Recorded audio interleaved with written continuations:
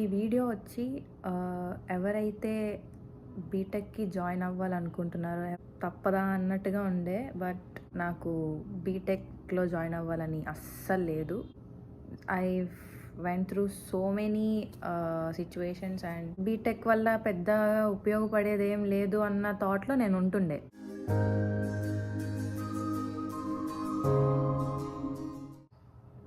Hey guys, welcome back to my channel. I know it's been a while since I've posted on YouTube. So today's video is about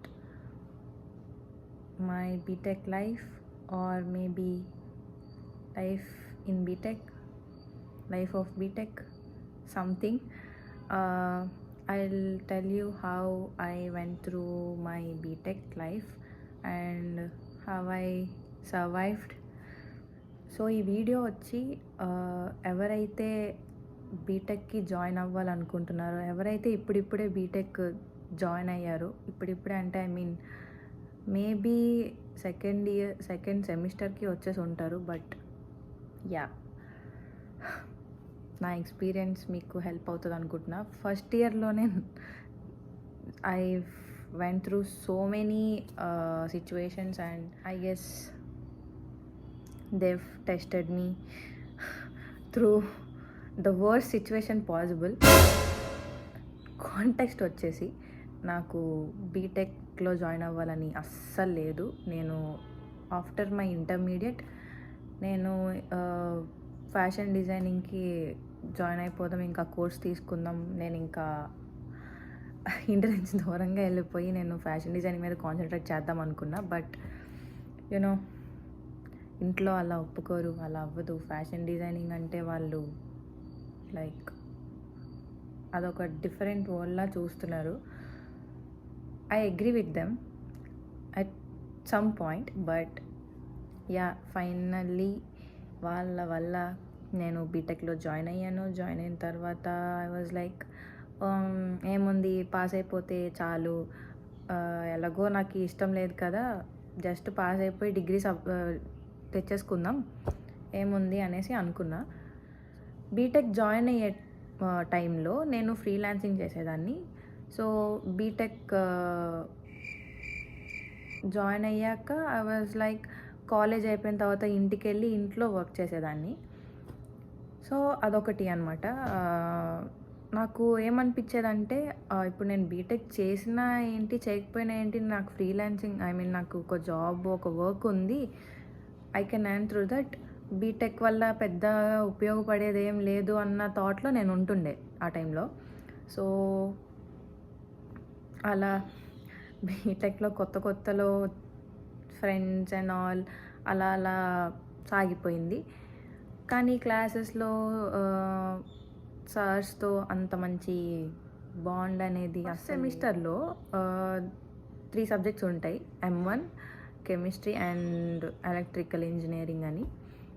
like same ఇంటర్లో ఎలా అయితే ఉంటుందో same అదే సిలబస్లా ఉంటుంది, కొంచెం మారుతుంది.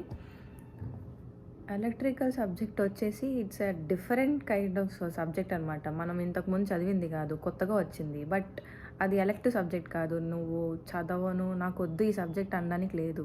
ప్రతి ఒక్క బ్రాంచ్ వాళ్ళు రాయాల్సిందే ఆ exam. So I was like తప్పదా అన్నట్టుగా ఉండే. బట్ ఆ ఫ్యాకల్టీతో కూడా అంత మంచి లైక్ టర్మ్స్ అంత బాగుండేవి కావు. లైక్ రోల్ నెంబర్తో పిలిచేవాళ్ళు. Like he was very irritating to me. నేను ఏం చేసినా ప్రతిదానికి ఫస్ట్ వచ్చే ఆయన నోట్లోంచి వచ్చే పేరు ఆర్ రోల్ నెంబర్ నాదే అయి ఉంటుంది. లైక్ చాలా ఇరిటేటింగ్ అనమాట ఆ పీరియడ్ వచ్చి. నేనేం చేసేదాన్ని, ఆ పీరియడ్ ఎలాగైనా స్కిప్ చేయాలి అని చెప్పి నేను నా ల్యాప్టాప్ పట్టుకెళ్ళి నేను లైబ్రరీకి వెళ్ళి నేను వర్క్ చేసుకునేదాన్ని ఆ టైంలో. ఒకసారి నేను ఆ సార్కే ఎదురైపోయాను. Like he was asking where are you going. Then I was like sir I'm going to library. Why are you going to library? Now this is my period, how can you go అని. And I explained him my situation and he was like, oh okay, then what about class? అంటే నేను sir I will take the notes from one of my friends in the class అని వెళ్ళిపోయా. ఆయన అక్కడ గుర్తుపెట్టేసుకున్నారు నన్ను. Next క్లాస్‌లో నన్ను లేపి, "నువ్వు ఏం చేసావు? లాస్ట్ క్లాస్‌లో ఏం డిస్కస్ చేసాము? ఆ ప్రాబ్లమ్ నువ్వు బోర్డ్ మీద వచ్చి సాల్వ్ చేయి" అని చెప్పేసి అన్నారు. సార్ నేను అడగలేదు, నేనేం చేయలేదు అన్నా. ఎందుకు అడగలేదు అని చెప్పి అలా డిస్కషన్ అయ్యింది. అండ్ తర్వాత ఇంకా through out the first semester అంతా ఇదే నడిచేది. అంటే పోతే పోయింది బీటెక్ అన్నట్టుగా నేను చిల్‌గా ఉన్నా ఆ టైంలో. సెమిస్టర్ ఎగ్జామ్స్ స్టార్ట్ అయ్యాయి. సెమిస్టర్ ఎగ్జామ్స్‌కి నేను గట్టిగా చదివా. హానెస్ట్‌గా చెప్పాలంటే మ్యాథ్స్, కెమిస్ట్రీ కంటే ఈ ఎలక్ట్రికల్ సబ్జెక్టే గట్టిగా చదివా. ఎగ్జామ్ రాసి వచ్చాక కూడా నేను కాన్ఫిడెంట్‌గా పాస్ అయిపోతానే వచ్చా బయటికి. అండ్ మొత్తం ఇదంతా అయిపోయింది. సెకండ్ సెమిస్టర్ స్టార్ట్ చేసేసారు. అంతా అయిపోయింది. రిజల్ట్ వచ్చింది బయటికి. ఆ రిజల్ట్ ఏమో చూస్తే fail. Like I was so shocked. Like నేను ఎలా ఫెయిల్ అయ్యా? కెమిస్ట్రీ ఉండిపోతుందేమో అన్న ఒక చిన్న డౌట్తో వచ్చా బయటికి. బట్ ఈ ఎలక్ట్రికల్ సబ్జెక్ట్ మాత్రం పాస్ అయిపోతా అని పక్కా అనుకుని వచ్చా. బట్ ఉండిపోయేసరికి నాకు ఇంకేం అర్థం కాలే. ఇంట్లో ఏమని చెప్పాలి? ఎలా ఇప్పుడు నా పరిస్థితి ఏంటి? కాలేజ్‌లో ఇంకా ఏమంటారు? ఫస్ట్ ఇయర్‌లో ఎవ్రీవన్ విల్ హ్యావ్ కౌన్సిలర్స్ అనమాట. ఒక్కొక్క సెట్ ఆఫ్ పీపుల్‌కి ఒక కౌన్సిలర్‌ని ఇస్తారు. మా కౌన్సిలర్ స్టార్టింగ్‌లో మేము కొంచెం భయపడేవాళ్ళం. అండ్ మా సీనియర్స్ వచ్చి నీ కౌన్సిలర్ అతనా? He was so strict and all. So నేను చాలా భయపడ్డా ఆ టైంలో. అండ్ ద నెక్స్ట్ డే మేము కాలేజ్కి వెళ్ళాం. సార్ పిలిచారు, అడిగారు అండ్ ఆల్.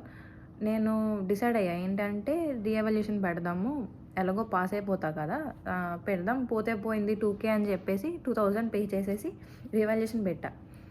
నేను వెళ్ళి ఆ సార్తో కూడా మాట్లాడా. ఎలక్ట్రికల్ ఇంజనీరింగ్ ఎవరైతే ఉన్నారో ఆ సార్తో మాట్లాడితే ఆయన ఏమో నువ్వు పాస్ అయిపోతావు అన్న నమ్మకం ఉంటే కట్టు అన్నారు. సార్ నేను బాగా రాశాను అని చెప్పేసి అంటే ఓకే దెన్ కట్టండి అన్నారు.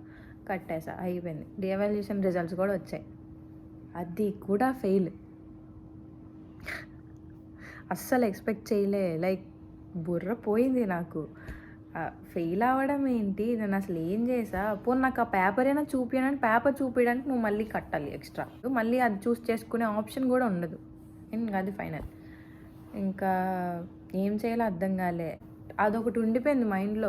ఇప్పుడు ఈ సబ్జెక్ట్ మళ్ళీ రాయాలి, ఎలాగా ఏంటి అని చెప్పి అలా ఉండే. అండ్ నెక్స్ట్ సెకండ్ సెమిస్టర్ అయిపోయింది. సెకండ్ సెమిస్టర్ ఎగ్జామ్స్కి ముందు అనుకుంటా ఎగ్జామ్ అయింది. సెకండ్ సెమిస్టర్లో ఫస్ట్ ఆర్ సెకండ్ మిడ్ టైంలో ఎగ్జామ్ పెట్టారు. ఎగ్జామ్ రాసేసా. సెకండ్ సెమిస్టర్ ఎగ్జామ్స్ కూడా అయ్యాయి. అయిన తర్వాత ఈ రిజల్ట్ వచ్చింది. నేను సప్లీ ఎగ్జామ్ అస్సలు ఏం రాయలే. నేను చదివిన ఒక 3 or 4 క్వశ్చన్స్ ఉంటే అవే నేను ఏదైతే ప్రిపేర్ అయ్యానో వాళ్ళు ఏ క్వశ్చన్ ఇచ్చినా నేను అదే ఆన్సర్ రాసా. లైక్ ఆ క్వశ్చన్కి నా ఆన్సర్కి అస్సలు సంబంధం ఉండదు. సో నేను అది రాసా. నేను బయటికి రావడమే చాలా డల్గా వచ్చా. లైక్ పోయింది ఎగ్జామ్. రిజల్ట్ వచ్చిన రోజు నేను పాస్ అయిపోయా. ఇది అస్సలైన షాక్. నేను పాస్ అవుతాను అనుకున్న ఎగ్జామ్ నేను ఫెయిల్ అయిపోతానేమో అనే ఎగ్జామ్ పాస్ అయ్యా. నా జీవితమే అంత బేసిక్గా. ఫస్ట్ ఇయర్ సేమ్ కెమిస్ట్రీని ఎలా అయితే ఫెయిల్ అయిపోతా అనుకున్నానో కెమిస్ట్రీ పాస్ అయిపోయా. ఎలక్ట్రికల్ సబ్జెక్ట్ నేను పక్కాగా పాస్ అయిపోతా, కొంచెం మంచి గ్రేడ్ వస్తుంది అనుకున్నప్పుడు అది ఫెయిల్. నెక్స్ట్ 3 years కూడా అలానే ఎగ్జామ్స్ అన్నీ రాసేసి అంతా బాగా అయిపోయి, బాగా మంచి గ్రేడ్ అని నేను చెప్పను, బట్ పర్వాలే. ఫైనల్లీ అలా నా బీటెక్ అయిపోయింది. ఇక్కడ ఇప్పుడు కొత్తగా బీటెక్ జాయిన్ అయ్యే వాళ్ళకి నేను ఇచ్చే టిప్ ఏంటి అంటే, మీరు ఎగ్జామ్స్కి ప్రిపేర్ అయినా అవ్వకపోయినా మీరు మొత్తం ఆన్సర్ షీట్ నింపడం అనేది ముఖ్యం. మీరు ప్రతి క్వశ్చన్ అటెంప్ట్ చేయాలి. అటెంప్ట్ అయితే పక్కా చేయాలి. చేయకుండా వదిలేస్తే మాత్రం అది మీరే రిస్క్‌లో పెట్టినట్టు. నేను నా సప్లీ ఎగ్జామ్ నేను అలానే రాసా. నేను చదివే మూడో, నాలుగో క్వెషన్స్ అన్నా కదా! పెద్దవన్నమాట. పక్కా వస్తాయని నేను ప్రిపేర్ అయ్యా. సో, థియరీ, సమ్స్ అని 2 ఉంటాయి.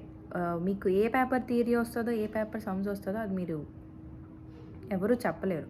ఎందుకంటే ఆ పేపర్ ఎవరు ప్రిపేర్ చేస్తారో మాకు తెలీదు. పాయింట్ ఏంటంటే మీకొచ్చినా రాకపోయినా ఆకీస్ పాక్ పాకీజ్ ఆక్ అనైనా మీరు రాయాలి.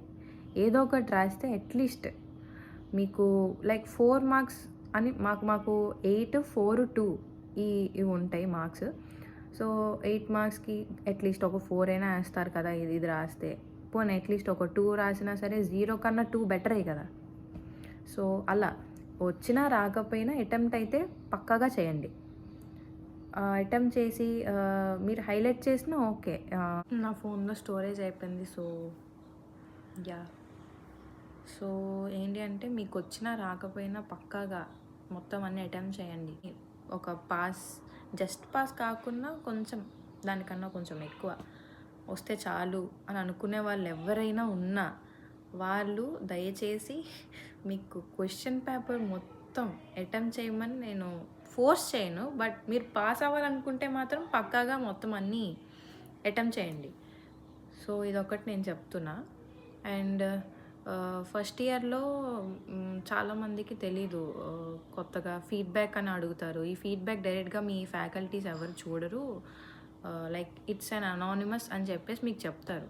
సో, మీరు కొంచెం ఎక్సైట్ అయిపోయి మీ మీ ఒపీనియన్స్ అన్నీ దాంట్లో దయచేసి రాయకండి. నేను మరీ చెప్తున్నాను. ఫస్ట్ ఇయర్‌లో నేను ఫెయిల్ అయిపోయా అన్నా కదా! Electrical subject. ఆ సార్ మీద ఫీడ్‌బ్యాక్ లైక్ ఒక పారాగ్రాఫ్ రాసి పంపించా నేను. అది అనానిమస్ అన్నారు కదా! నేను రాసాను ఎలా తెలుస్తదని. బట్ నేను ఎలా రాసా అంటే ఆ ఫీడ్‌బ్యాక్ చదివితే అర్థమైపోతది అది నేనే రాసా అని. మేబీ దాని ఇంపాక్ట్ కూడా ఉండొచ్చు అని నేను అనుకుంటున్నా. సో, ఫీడ్‌బ్యాక్ ఇచ్చేటప్పుడు చాలా చాలా చాలా జాగ్రత్తగా ఇవ్వండి. మీకు ఆ ఫ్యాకల్టీ అస్సలు నచ్చకపోయినా సరే మీరు లైక్ మాకైతే 5 వరకు ఉంటాయి. 5 ఇచ్చేసేయండి. నేనైతే ప్రతి ఒక్కరికి ఇంకా 5 ఇచ్చేసి సబ్మిట్ చేసేసా ఆ సెమిస్టర్ నుంచి. And yeah! ఫీడ్‌బ్యాక్ వల్ల కూడా మీకు కొంచెం ఇంపాక్ట్ ఉంటదనమాట. మీ మీద ఒపీనియన్ గానీ, మీ మార్క్స్ కానీ అన్నీ దాంతోనే డిపెండ్ అయి ఉంటది. దయచేసి పేషెంట్‌గా ఫ్యాకల్టీస్‌తో డీల్ చేయండి. కామ్‌గా మంచిగా ఉండండి. మీకు ఆయన నచ్చకపోయినా సరే మీరు అట్‌లీస్ట్ నార్మల్‌గా అయినా ఉండండి కానీ మీరు మీ యాటిట్యూడ్ మాత్రం చూపించకండి. అంటే నేను మిమ్మల్ని ఫోర్స్ చేయట్లే. I'm just giving you a suggestion. చెప్పుకునే అంత బీటెక్ స్టోరీ ఏం లేదు కానీ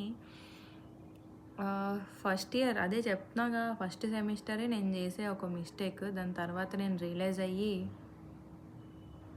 అన్నీ అలా చదివి పాస్ అయిపోయా. అండ్ బీటెక్ జాయిన్ అవ్వాలా వద్దా, డిగ్రీ జాయిన్ అవ్వాలా వద్దా అన్న కన్ఫ్యూజన్లో చాలామంది ఇంటర్ గ్రాడ్యుయేట్ అయిన స్టూడెంట్స్ ఉంటారు కదా. నేను వాళ్ళకి చెప్పేది ఏంటి అంటే మీరు నిజంగా మీకు చెయ్యాలి, మీరు బీటెక్ చెయ్యాలి, నిజంగా మీరు డిగ్రీ చెయ్యాలి అంటేనే చేయండి. లేదు అంటే ఫోర్స్ చేసి దయచేసి జాయిన్ అవ్వకండి. మీ పేరెంట్స్ చెప్పారు లైక్ మీ ఫ్రెండ్స్ జాయిన్ అవుతున్నారు ఆర్ సంథింగ్ అని చెప్పి మీరు అస్సలు జాయిన్ అవ్వకండి. మీకు జాయిన్ అవ్వాలనిపిస్తేనే మీరు నిజంగా మీ కెరియర్ అది చూస్ చేసుకోవాలనుకుంటే ఆ పాత్లో మీరు చూస్ చేసుకొని జాయిన్ అవ్వండి. దయచేసి నాలా కాంప్రమైజ్ అయ్యి మాత్రం జాయిన్ అవ్వకండి. You will definitely suffer. నేను 4 years సఫర్ అయ్యా చాలా. Like 4 years are the very worse అంతకు మించి నాకు నా బీటెక్ లైఫ్ అంటేనే చాలా చిరాకు. అంటే నాలా ఇంకొక పర్సన్ ఇబ్బంది పడకూడదు అన్న ఉద్దేశంతోనే నేను ఈ వీడియో చేస్తున్నాను. నేను అంతేగాని నేను ఎవరిని లైక్ మోటివేట్ చేసి ఇన్ఫ్లుయెన్స్ చేసేసి మిమ్మల్ని బీటెక్లో జాయిన్ అవ్వకుండా డిగ్రీలో జాయిన్ అవ్వకుండా ఉంచాలి అని నా ఉద్దేశం కాదు. So please understand. ఆహ్, ఇంకేం చెప్పాలో నాకేం గుర్తు రావట్లే. యాహ్! లైక్ బీటెక్‌లో వాటిలో క్లబ్స్ ఉంటాయి. డాన్స్ క్లబ్ అని, మ్యూజిక్ క్లబ్ అని, like art club and all clubs ఉంటాయి. మీకేది ఇంట్రెస్ట్ ఉంటే అది చూస్ చేసుకోండి. అట్‌లీస్ట్ మీరు దాంట్లో అయినా ప్రశాంతంగా ఉండొచ్చు. లైక్ నేను డాన్స్ క్లబ్‌లో ఉన్నా అండ్ ఫ్లాష్ మాబ్స్ అవి ఇయర్లీ వన్స్ అలా అయితే కొంచెం ఆ 4 సంవత్సరాల్లో అట్‌లీస్ట్ కొంచెం రిఫ్రెషింగ్‌గా ఉండేది ఏంటి అని ఉందంటే ఆ ఫ్లాష్ మాబ్స్ అవే. ఎంజాయ్ చేయండి బీటెక్ లైఫ్ కూడా. లైక్ బీటెక్ లైఫ్ మళ్ళీ మళ్ళీ రాదు అంటారు కదా! సో, నేను అదే చెప్తాను అని మీరు ఎక్స్‌పెక్ట్ చేయకండి. ఎందుకంటే అది రాకపోవడమే నాకు కావాలి. So, that's it for the video. ఇంకా ఏమైనా మీకు ఐడియాస్ ఉంటే, నేను ఈ కంటెంట్ చేయాలి అని మీకు అనిపిస్తే మీరు కింద కమెంట్ చేయండి. I will definitely try to do that. ఇక నుంచి I will try to be consistent and మీరు కూడా కన్సిస్టెంట్‌గా నన్ను సపోర్ట్ చేస్తారని నేను అనుకుంటున్నాను. ఇన్‌స్టాగ్రామ్‌లో కూడా మీరు నన్ను ఫాలో చేయండి. సో, యూట్యూబ్ అయితే మీరు నోటిఫికేషన్స్ అన్నీ ఆన్ చేసుకోండి. సబ్స్క్రైబ్ చేసుకున్న తర్వాత నోటిఫికేషన్స్ కూడా ఆన్ చేయండి. సబ్స్క్రైబ్ చేయడం మాత్రం మర్చిపోకండి. ఎవరైతే కొత్తగా చూస్తున్నారో ఈ ఛానల్‌ని ఇంకా కొత్తగానే ఉంది కాబట్టి నా ఛానల్ మిమ్మల్ని లైక్ బోర్ కొట్టించకుండా మంచి ఫన్‌తో వీడియోస్‌తో మీకు లైక్ మీ మూడ్‌ని చేంజ్ చేస్తాను అని నేను అనుకుంటున్నా. మేబీ వచ్చే ఒక 2-3 వీడియోస్‌లో మీకు అర్థం అవ్వచ్చు. Yeah! So, that's it for the video. Bye.